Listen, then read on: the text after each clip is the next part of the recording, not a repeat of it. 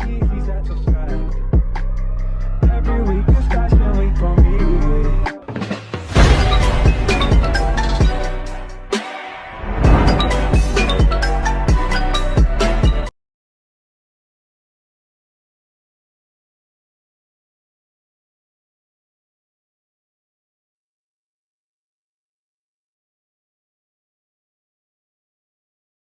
Sheila was a young Indian girl who was trying to flag down people to help fix her broken car by the side of the N2 highway.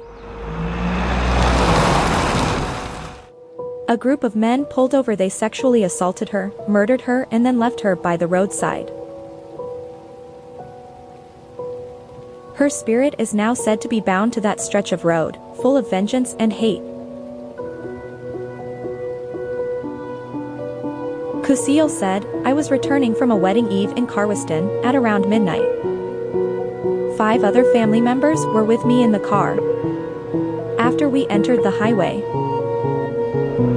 I noticed a beautiful woman dressed in a black dress, with skin as white as snow. She was ahead of us, standing with her arms out, as if waiting to be hit by a vehicle. I started swearing at her, as my father had taught me to do in such situations. My family was bewildered with my actions, until they noticed her as well. As we drove past, she turned her head and looked at me, but I continued swearing. However, when we returned to Chatsworth a few days later to visit my mother-in-law, she seemed ill. She was distant and quiet for no apparent reason, but I then realized that it may have something to do with the incident that occurred earlier in the week. So, without her noticing, I took the god lamp water and splashed it on her 3 times. This made her wake up from this state. Similarly, my daughter experienced the same incident when coming back from Westville. She witnessed a woman in the same attire on the highway. She too displayed odd behavior, crying regularly after the incident.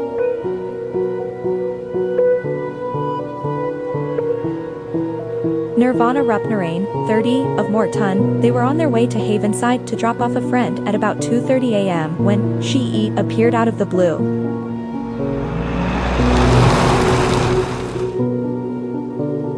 Rupnarain said they were passing Protea Secondary when they spotted a tall woman, dressed in black standing in the middle of the road.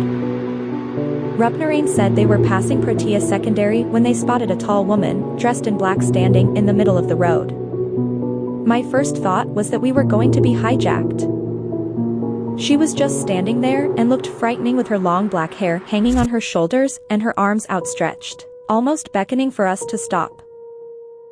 By this time I was hysterical and screaming.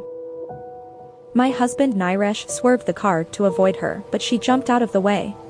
Rupnarain said they stopped the car and looked back, but the woman had disappeared. My hair was literally standing on end, and I was terrified but still wanted to know what we had seen. She said they drove back on the same road, but there was no sign of Sheila. I don't believe in ghosts, but I said a prayer and have vowed never again to go out late at night. A Chatsworth grandfather fell prey to Highway Sheila when he stopped to give her a lift. He apparently lent her his jacket and forgot to take it back from her when he dropped her off at home. The next day, when he went to collect it from the house where he dropped her, the woman who was living there told him that the young woman had died many years before. It seems he went to her graveside to verify the story and found his jacket lying on her tombstone.